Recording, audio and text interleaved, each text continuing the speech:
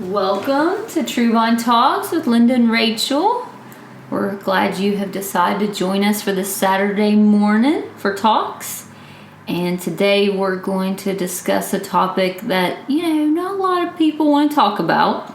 And that's helping family members with how to help loved ones that suffer with bipolar disorder. We won't go into great detail about bipolar, but we can if Rachel asks me today. So Rachel, welcome. Hey, I am excited about this podcast. Yeah. Because I am not afraid to admit that bipolar is something that I have not studied or researched a lot, and so I'm looking forward to all of the knowledge that you have to share with me. Oh, well, thank you. Gonna learn a lot. So, I know that bipolar, folks that suffer with bipolar have manic stages and depressive stages. Mm-hmm. Manic stages, they have a lot of energy, they feel on top of the world, it's really good. Depressive is usually when we as counselors see them because they're feeling hopeless, helpless, and potentially suicidal a lot of times. Mm-hmm. So what in terms of treatment, how do we reach out and support the bipolar community? Yeah, so like you mentioned, Rachel, lots of times they come to us when they're in the sad state. And, when you get to assess and talk to them about other symptoms, you find out quickly that they'd had like a manic phase like a month or so ago, where they felt on top of the world. They were going on shopping adventures. They were writing a new book. They were trying a new hobby. But it's not just about having hobbies. It's more like an adventure gone mad. Okay. An adventure gone mad. That's how I would describe a manic phase. Like over the top? Yeah, over the top. They'll start writing books. They'll go on frenzies and just go on and on and on. They have flights of ideas. They have pressured speech. When you're around someone in a manic phase, you'll notice their body is moving.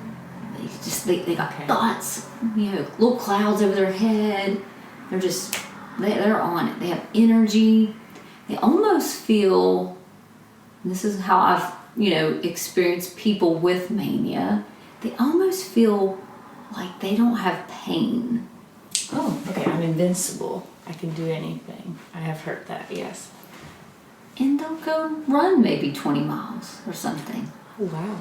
Yeah. Or they'll decide they're going to just fly and go to Louisiana for a weekend. Did not tell anybody. Spontaneous. Yeah, and they usually don't tell you what they're doing. They become avoidant of those that care about them the most. And then people are like, where are they at? What are they doing? Or they go on sexual ventures and have orgies and menage a trois. Yeah, that happens too. So, it can be very dangerous. Yeah. True mania can be very dangerous. Having one-night stands unprotected. Right. Drug use that they wouldn't typically do. They're not addicted, but they try new drugs in the manic phase. They drink excessively. Wow. No inhibitions. Yeah, That's it. Okay. That's it. It's Just kind of living like a drunk state, but not. Kind of like they just don't feel any pain. YOLO. The true YOLO. Yeah. What does YOLO mean? You only live once. You only live once. Yes. Yeah. It's like a big thing a couple years ago. Yeah. And if you live in a YOLO state, what happens? You're not thinking about the future and what your current actions might result in. You're just living in the moment. Yeah, now that's not mindfulness, guys. No. Remember, we were talking about self-care a few weeks ago. Being mindful is different than living YOLO. Yeah. You're living dangerously in the moment. There it is. Yeah. Yeah. Now, some people I've read, they think Abraham Lincoln may have been bipolar. They think, of course, Jim Carrey, he's admitted to being bipolar. Robin Williams, I think, was more depressed than bipolar. Oh, wow. He may have been bipolar. I'm not absolutely sure. Of course, I wasn't their treating physician or anything like that because they're all stars. I'm just saying what I've read in text and articles about some famous people that suffered with bipolar. Can you think of anyone that... is Kanye West considered? I think Kanye may have been diagnosed with bipolar, but of course that's hearsay. We don't know. We don't know for fact any of these people. No, we're just sharing some, they think maybe Britney Spears. Did we mention her? No, not yet. Okay. That makes sense. So, yeah, those are some famous people that may or may not be suffering with bipolar. Just what articles I've read in the magazines, how truthful those can be. So yeah, a person with bipolar suffers from mania, and then once they come out of that manic phase, which can last, how many days typically? At least a week, yeah. Usually. Yeah, Sometimes true mania. Yeah. And when I say true mania, there's a difference between hypomania and mania. Yes. Can you explain the difference, please? Yeah. So hypomania, and this will be a real simplistic way of explaining it, is it would be a lower version of mania. So if you imagine mania has like Superman, and then hypomania as more like give me an example of a character, a famous character that would be more moderate. Hypomania. Would it be Batman? If we're using those kind of... Oh, if we're using superhero? Yeah. No, Robin. Robin would be... Okay, yeah. Like Robin. Okay. Yeah, something like that. Because, you want to... I like to use analogies because that helps paint a picture of what it looks like. Or, so hypomania is a version of mania, but it looks more like I'm irritable, I can't sleep as good, I'm not getting enough rest, but I'm not up for 3 nights. Like in mania, I'm up for 3 nights straight. Yeah, they have insomnia and they... Yeah. And hypomania, you're more irritable. And do you still have that elated, good feeling though? Yeah. Okay. Yeah. So you're more elevated, but you're elevated in your mood, but you're not manic, which is a heightened state of euphoria. Yeah. Whereas hypomania is more elevated but irritable more. And in the manic stage, do they ever feel like mistrusting of other people, or? Yeah, they get a little delusional. Okay. I wondered. I thought so. That's in true mania. Yeah. Right? Not the hypo. Right? Yeah. All right. Yeah. So, people can cycle. So, it's an incredibly difficult disorder to treat. Okay. Yeah. And so how does, someone who is struggling with bipolar, what kind of effect does that have on their partner, their family? Because I imagine it's not easy. Yeah. So when you're the child of someone with bipolar, you're in a heightened state of fight or flight. Okay. And then your spouse is in a heightened state of fight or flight too, because, when that person is cycling, they can get very angry when they're in a hypomania or mania state. Just, now mania not so much because they're elevated and they feel really good and optimistic, but hypomania, they're more irritable and angry. But when they get angry, it can get violent sometimes. They can break things or, do dangerous things like peel off and leave for a day or 3 days. And you have no idea where they went or what's going on. Yeah. Okay. And then they engage in high risk behaviors and like driving stupid and sleeping around. And then for the spouse, that brings high risk to their bond because you could bring in an STD. Yeah. But for the kids, it's like, oh my gosh, my dad or mom, they're losing their mind and they're not stable and I'm scared. I don't know what's happening. When they get in those states. Very scary, kind of chaotic, unstable, dysfunctional household. Yeah. So it's confusing. Yes, it would be very confusing. Yeah. Now when they're manic and they'll engage you and talk to you or even do activities with you, you're like, oh my gosh, they're like Santa Claus. Yeah. They're the best dad or mom ever. Yeah, they took me on a shopping spree and they bought me things. Whatever I wanted. Yeah, they gave me cash. Yeah. But then when they come down off their mania after a week goes by and they get a depressed state and they're just sort of withdrawn and sad and their affect changes and they sleep all the time, you're like, man, where did my mom or dad go? Or for the spouse, what just happened? What happened to that person? Things were so good and now it's the complete opposite. Yeah, or if, in the couple, they're having great, wonderful sex, and then all of a sudden you're not interested in me. What did I do wrong? Oh, yeah. We were bonding and intimate, and you seemed all about me, and now you're not. So there's a lot that happens to the family and the spouse and the children of the bipolar individual. Yeah. There's a lot going on. So they need just as much support as the person diagnosed with bipolar. Oh, yeah. In terms of counseling and therapy. Most definitely. Yeah.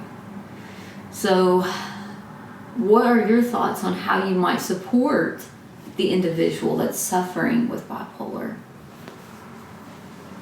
What do we do as counselors to help support them? Validate, right? We talked a lot last time about being attuned and in the moment with them. Yeah, definitely. And also we want to educate someone that suffers with bipolar about the negative effects of going on and off their medication. Though we do not prescribe, if you do have someone that presents with symptoms of bipolar, you want to refer them to a psychiatrist for medication management. They will not be stable unless they're on a mood stabilizer. Okay? Right. Yeah. So we want to definitely educate about if you go off your medicine, once you start feeling better, you want to go off your medicine, but what happens when you go off your medicine? You might feel really, really good for a week, but eventually you are going to hit that major depressive episode again. Exactly. And that's what we want to. We want to avoid both extremes. The extremes. Yeah. But especially that manic, both. Yeah. How come the depressive state would be dangerous? Well, a lot of times people become suicidal. Correct. They want to hurt themselves. Yeah, or others. Yeah. Yeah. So if you do suffer with bipolar, it's very important that you seek medication management through your psychiatrist or a nurse practitioner, physician, because, as counselors, we can't prescribe, of course. We can only give you tools to help you cope with those symptoms. And what type of therapy would you imagine is best for bipolar? Ooh, that's a good question. I would imagine probably a lot of different forms. Probably individual, couples if they're in a relationship, and also family if they have children. Yeah. Yeah, so you're coaching, educating the spouse, you're coaching, educating the children if they're old enough to understand that your mom or dad suffers with this, and this is what this looks like, and it's not your fault. Yeah. It's a chemical imbalance. Yeah. And, the type of modalities, that in working with people with bipolar that work is generally cognitive behavioral therapy. And we're EFTers here, emotionally focused therapists. However, in an individual session with someone with bipolar, you want to be able to help them adopt behaviors that are conducive to mood stabilization. So what type of behaviors or techniques would it be important for us to teach them? For mood stabilization, Yeah. I would think some mindfulness. Good. Yeah. Some cognitive behavioral techniques. Yeah. What else? What do you teach your clients? That's it. Yeah. Those two? Okay. Yeah, and reframing. So, like you just said, we want to play the record. We want to play the whole record through. So you say that you feel better, but then when you go off the medicine, what happens? Oh, you get sad, right? So then when you get sad, what behaviors come up then? Oh, you lay in the bed all day. Oh my goodness. How does that feel to you when you lay in bed all day? Not very good, does it? So what would be a good reframe for you? I need to change this behavior, more or less, not reframe, but I want to change this behavior. I need to have good structure in my day. So people that suffer with bipolar should have a structure, their day planned out, a good schedule, and not veer off that too much. Okay. Yeah. So we're getting up at the same time. We've got our day planned out. We're going to bed at the same time. We're not taking naps. Why would we not want them to take a nap? Someone with bipolar. Think about the circadian rhythms and what happens. Oh, yeah. If they have a tendency to be an insomniac or sleep all the time when they're feeling depressed, we want to avoid that. Yeah. And if I sleep too much, what does that do to the dopamine and serotonin levels in my brain? Ooh. Gets them out of whack. Yeah. Not stabilized. Yeah. So if I'm sleeping too much, I'm changing my brain chemistry. If I'm sleeping too little, I'm changing my brain chemistry. Therefore, I strongly encourage that behavioral technique if you suffer with depression or bipolar. Because taking naps changes your brain chemistry. Which is something I feel a lot of people are not aware of. So I'm glad that you teach people that. Yeah. They're like, well, I need a nap. I'm so exhausted. Yes, you are exhausted. And if you change your sleep pattern, you're going to be more exhausted. And your chemistry is going to make you feel more down. The dopamine and serotonin levels change when you sleep in excess and when you sleep too little. Yeah, people don't know that. No. But bipolar people, because in their manic phase, they're out conquering the world. They're not sleeping. They want to write their flight of ideas down. They're all their book ideas. And it's great to have a book idea. And these things, I don't want this to seem negative. Some great people had bipolar disorder and wrote and invented things and did some pretty awesome stuff, Probably some of our greatest artists. They can be extremely productive. Yeah. In the probably more hypomanic stage. But yeah. And it's like, I'm on speed, but I'm not on speed. Yeah. Most people really like it. They do. That's what they tell me. They're like, oh, but I feel so good. I can get so much done. Yeah, but then what happens when you crash? Yeah, it all falls apart, and then you don't pay your bills, crash. and then, so then the body just kind of gives up after that manic episode. Yeah, because what happens? It's exhausted. Yeah, they get fatigued. They've been up for a whole week, cleaning things they never cleaned before. That's true. So, they can be very productive, very creative, very charismatic and creative. They're beautiful individuals. It's just when those things happen, they come crashing down.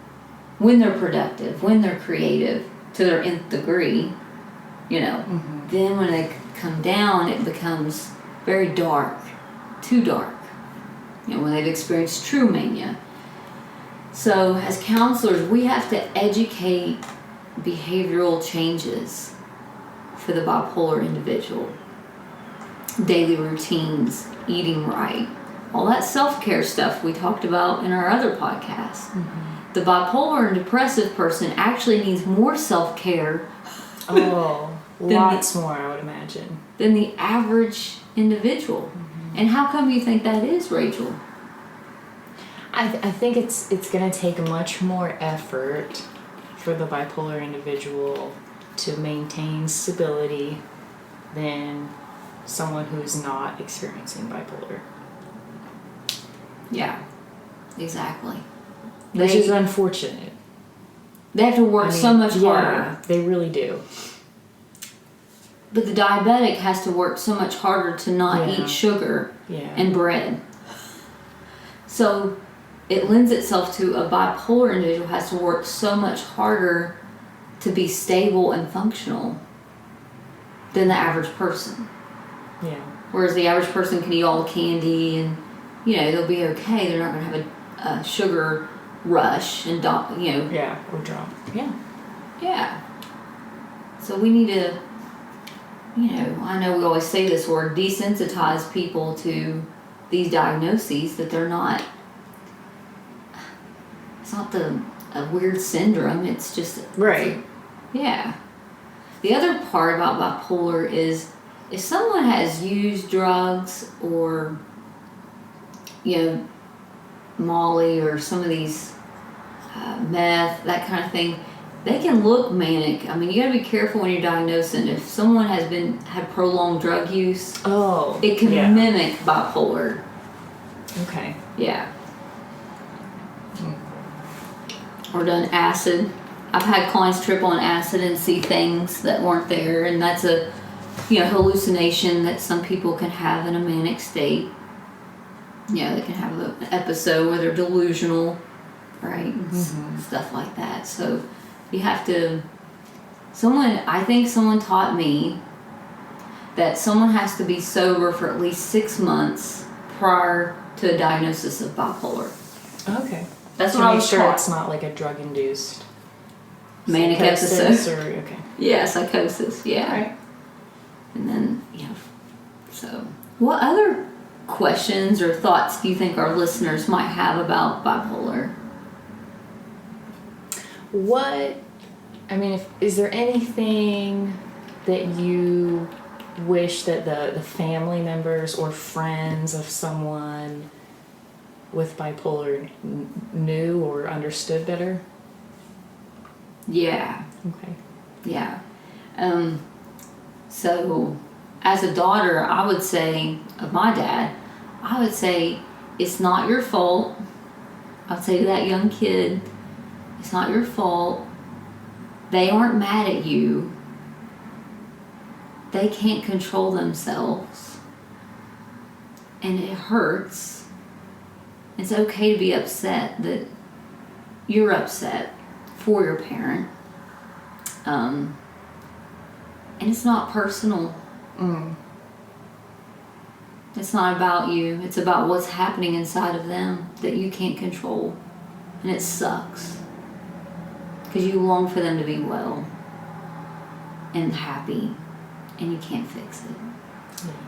It's scary. It's really scary.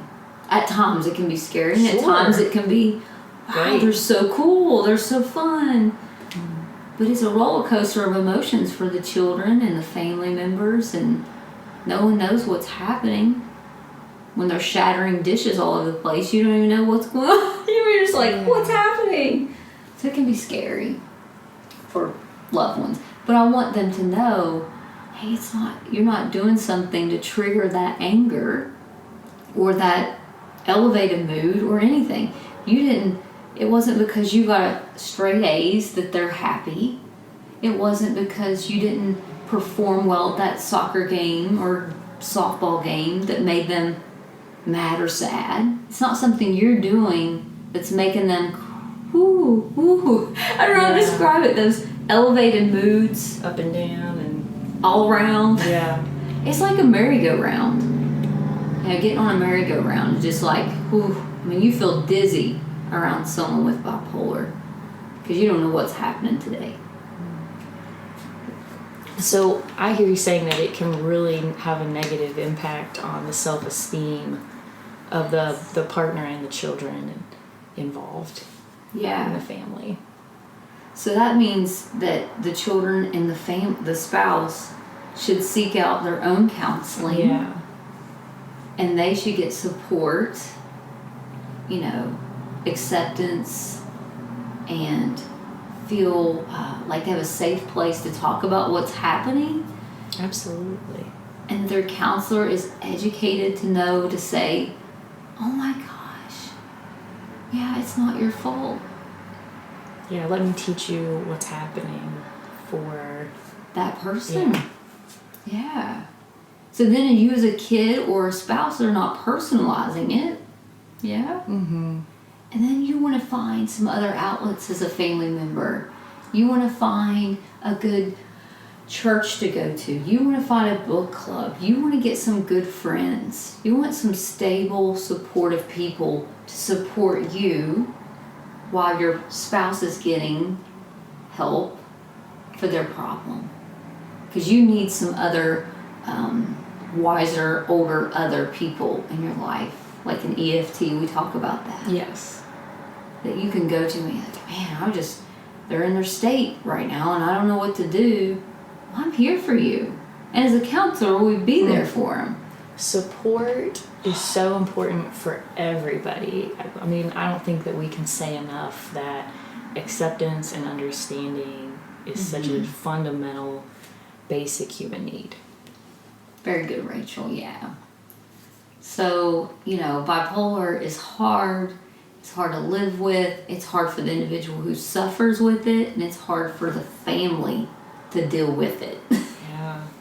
So what should, if I think that this family member of mine or my partner or whomever, if I'm thinking, okay, they might have bipolar, what do you recommend?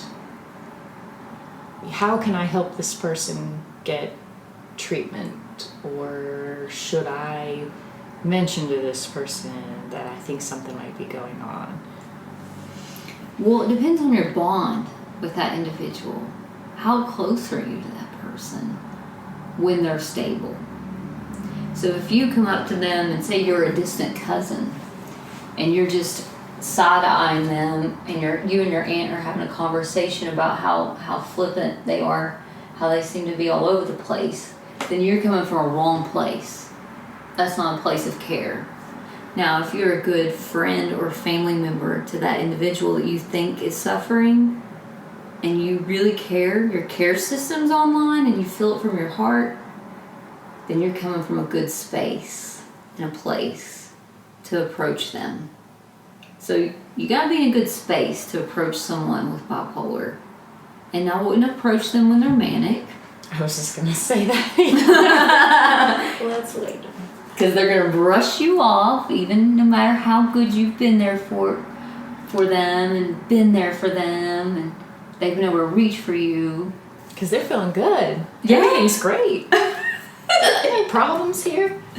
Yeah. So look for the more stable mood after they're manic, before they hit the depressant stage, which comes shortly thereafter. And just, hey, I want to check in on you. You've been doing a lot of things and it seemed like you were having a good time. Can you tell me about that? And, how are you feeling? Yeah. I just noticed you were making some purchases, big purchases. I mean, you want to just, you want to go slow. You don't want to hey, you're bipolar. Right. You don't know. Right. Because that's a very scary term for a lot of people that don't understand what it is, or don't want to be labeled. Yeah. And of course, we don't, as counselors, we don't get into all this labeling. No. We want to be supportive and present with you. And so I think that, and you might just say, hey, if I just noticed you were getting a little bit sad.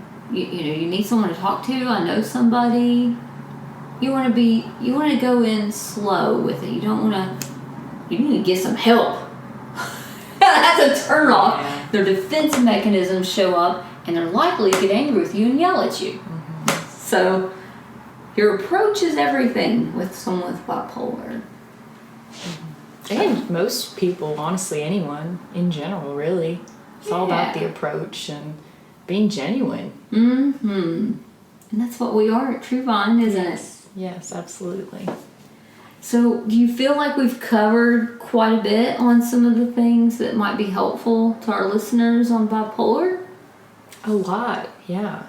I guess just in closing, if we have someone that's listening that maybe realize that we've been describing a lot of what they've been experiencing, what should be their next step if they'd like to get some help? Yeah, they should give us a call, of course, here at Truvine at 304-545-0033. And of course, Rachel's number, which I can't remember right off the top of my head, thanks to, this beautiful iPhones. So you can give us a call here and we'll get you scheduled. And certainly you want to seek out, a doctor, a psychiatrist, in the Valley or in Huntington. There's some good psychiatrists. You want to get medication management for your symptoms if you are suffering with bipolar. And certainly we'd love to help coach you and your family to help you be more stable in that. Yeah. So thank you for joining us here at Truvine. We look forward to talking to you again next week. And have a good day and good weekend. All right. Bye. Bye.